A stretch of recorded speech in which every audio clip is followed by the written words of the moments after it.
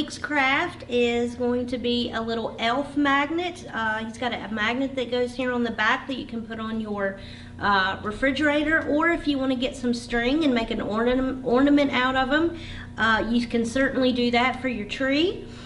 And this piece here is going to be left open so you can put your picture in there.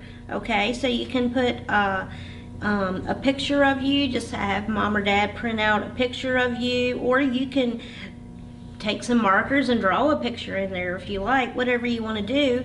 You're going to get this packet and it's going to have everything you need to make this little magnet elf, or you can make it an ornament.